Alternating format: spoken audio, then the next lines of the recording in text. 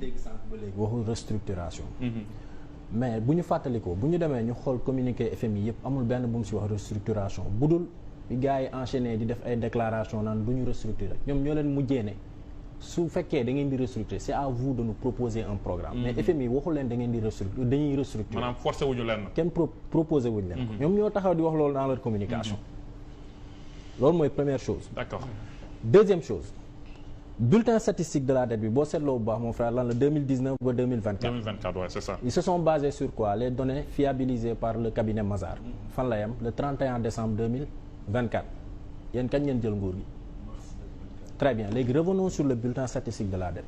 fin 2023 on sait pertinemment bien que Macky Sall li mu fi des mooy diggante le 1er janvier ba le 31 décembre wala ba le 2 avril. période électorale da ngay gis ne même sur le marché régional prêt yi day wàññeeku nit ñi duñ jël risque di lebal xaalis. on est d'accord sur ça.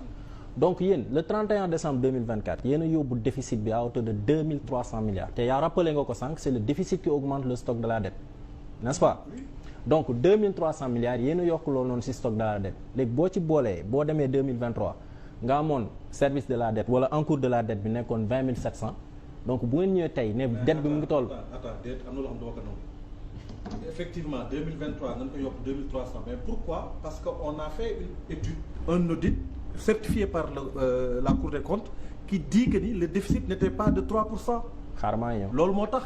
mu dem ba 12%. non c'est buy wax day wax mu leer. d'accord mais doo réeral non xaaral man réeraluma kenn je parle objectivement xam nga yow yaa ngi ministère des finances. bu ñu demee ci rapport Cour des comptes bi lan la wax à sa page 7. mooy fi muy wax ci méthodologie bi daf ne man du ma dugal li nga xamante ne moom mooy dettu secteur parapublic lu dul dafay am incidence financière on est d'accord sur ça. ñu dem ci tableau numéro 40 page 47 lan la wax foofu noonu reconstitution de l'encours de la dette. foofu la waxee ne y a une dette bancaire hors circuit budgétaire de 2030 milliards.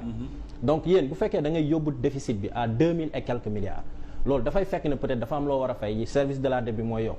mais revenons sur loi de finances rectificative bi nga def en 2024 fin 2024. service de la dette ñaata moo si yokku ministère des finances nga yéegee de. waaw 240 milliards. donc 2000 et quelques milliards yi si def 240 rek ngeen si li si des lan ngeen si liggéey.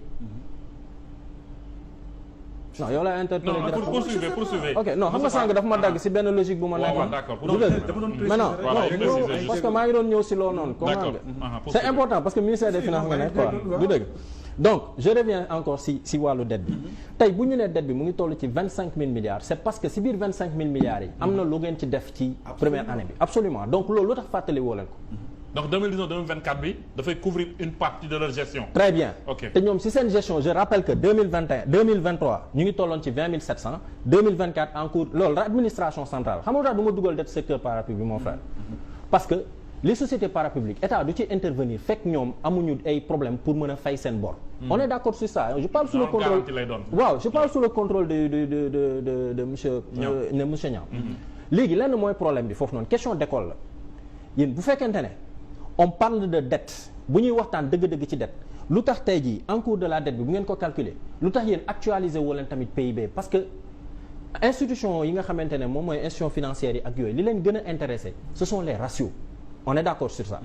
ratio bi ñaata la toll ngeen ne 128% mooy l'ensemble dette secteur parapublic ak dettu administration centrale boo ko boolee. mais yow jëlal PIB bi actualisé woo nañ ko et c'est déjà précisé dans le rapport. parce que yéen a wax ne les ratios d'endettement intégré wul le rebasing de 2021. base de calcul yi ngeen di calculer PIB bi c'est base de calcul bi année de référence bi kañ la 2014. mais ci biir 2014 dafa erroné loolu mooy fausser seen ratio yi ngeen di jot. moo tax tey jii bu ñu jëlaatee encore une fois pour wax la rek incohérence yi nii rapport bulletin bi li mu def bu ñu jëlaatee même données yii nii ñu calqué ko ak loi de finances 2025 bi prévision yi ngeen def en termes de PIB on va trouver que ne taux de croissance bi normalement en 2025 9,4% la war a doon. bu ñu jëlee chiffres yi nga calcule mën nga ko defaat après peut-être boo eggee kër ga. alors que yéen ngi yóbbu assemblée nationale ne ratio PIB nu mu tudd comment ça s'appelle encore. taux de croissance bi mu ngi toll ci ñaata ci 5,8 xaw ma 5,6%. pourquoi la. pour 2025. waaw pourquoi la te pourtant la loi organique portant loi des finances daf lay imposer en son article 30 que ne budget dafa war a am sincérité que les prévisions dafa war a am prudence. bi ngeen di préparer les deux lois de finances rectificatives boobu fekk na rapport Mazars génn lu tax consolider woo leen les chiffres yi nga xamante ne moom la ñu am nii.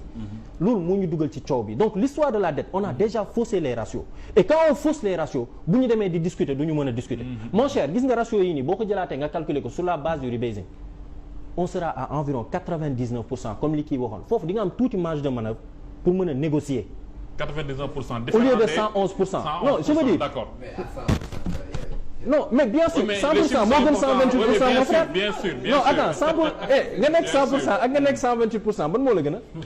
Non, je veux dire. Non, moi je parle de marge de non xaaral xoolal gis nga critère dans les deux cas dépassé nañ ko mais bu gën a tudd critère moo de gën convergence gis nga critère de convergence critère de mon cher critère de convergence yooyu xam nga lan moo koy wàññi c'est la croissance de l'économie dëgg la wala dëgg tey jii mënuñu nekkoon ci ay taux de croissance yu kawe environ 6% comme li nga xamante ne moom mooy en moyenne tey ngeen ñëw on est à 1,6% de taux de croissance hors hydrocarbures hors agriculture te man yi ma la wax noonu période boobu commencé guñ production hydrocarbures yi tey nga mën a wàccee taux de croissance boo foofu sànq yaa ngi wax xaw ma moom la ñaam mu ngi di wax ne wàccee nañ ceeb bi wàccee nañ et cetera c'est très bien mais bu ñu ko wàccee fekk na yow pouvoir d'achat bi aussi dafa wàcc ça pose problème bu ñu ko wàccee fekk na tey jii li nga xamante ne moom mooy si seen SND vous avez prévu un taux de pression fiscale de 21% mais actuellement on est à 23% mon cher waxoon ngeen fi aussi que ne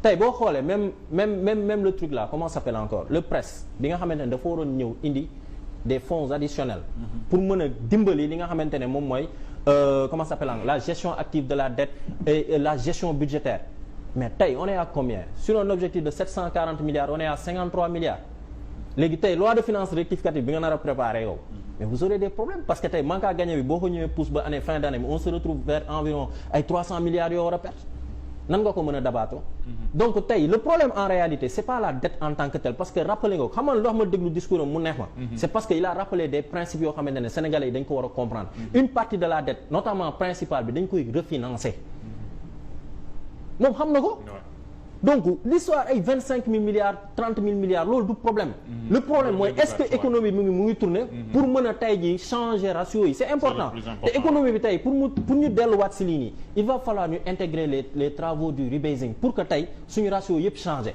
Guinée def na ko loolu moo tax Guinée semaine bii dama nga lire journaux yi di nga gis ne Guinée mu ngi commencer di tirer li nga xamante ne moom mooy zone Afrique de l'Ouest bi et pourtant il s'est basé sur le rebasing ñun war nañ ko mën a def Nigéria def na ko ñun bu ñu ko defee coow bi ñuy coow ci dette bi nii yëpp moom moo ko wax de ministère des finances te Pastef la ne du am parce que xam nga tu xoolal vous êtes objectif xoolal non xam nga ndax ma d'accord non c'est bon nga d'accord yow moom li mu wax nii effectivement en prenant en compte le rebasing effectivement PIB bi day amélioré wu bu yokkee mooy dénominateur bi du coup li nekkoon 128 day nekk en dessous de 128. loolu dama ci d'accord ak yow. D'accord maa ngi terminer rapidement s'il vous plaît. donc man foofu laa bëggoon terminer c'est-à-dire tey jii honnêtement. pour coowal dette bii nii man jàpp naa ne mënoon na ñàkk. sànq wax na aussi ci montage financier yi mais montage financier yooyu dafa permettre tey Sénégal am lu bari. ci en termes d'infrastructure. parce que le PSE comme li nga xamante ne moom mooy seen SND bi. boo xoolee bu baax le modèle de financement ñoom ñaar ñoo ko niroo boo xoolee bii da ngeen ne. benn bi c'est sur investissement sur ressources internes à hauteur de 11 000 milliards su ma juumul ci SND bi PSE ne la man investissement sur ressources internes temps la war a doon mu ne beneen partie bi en PPP lay doon yéen ngeen ne beneen partie bi en PPP beneen partie bi par emprunt la yéen tam ngeen ne beneen partie bi par emprunt la donc loolu noonu c'est-à-dire mënul changer en réalité mais problème bi moo nekk il va falloir trouver de l'ingénierie financière pour que tey ñu mën a génn ci kii bi raison pour laquelle ngeen utiliser par exemple ay TRS pour que loolu noonu par exemple li ngeen àbb fële ne le tayalee ko li nga xamante ne moom mooy ay obligation mu bañ a feeñ ci encours global bi. Merci beaucoup. et loolu noonu dafay am parce que c'est la gestion de la dette. léegi nag fi ma bëggoon terminer nga baal ma. gis nga problème bii nii yaa ngi wax sànq ne dañuy def recours ci marché régional mais ak yan taux yu kawe. ba pare si ay ba pare xoolal emprunt yi ñuy jël ci marché régional bi. fi mu toll nii li ci ëpp ay BAT la moom mën na ko confirmer. non c'est ça en réalité demal non boo ko confirmer woon en tant que non mënoo ñëw yéen ngeen dem actuellement on est à presque 1700 non actuellement on est à presque 1000 milliards ou bien 1150 milliards yoo xamante ne en BAT la en 2026 bi parce que lu tax parce que yéen a ngi daw les OAT yi nga xamante ne durée bi 3 ans la pour que mu bañ a am ay appel de marge ci TRS bi nga xamante ne jërëjëf merci beaucoup Abdoulaye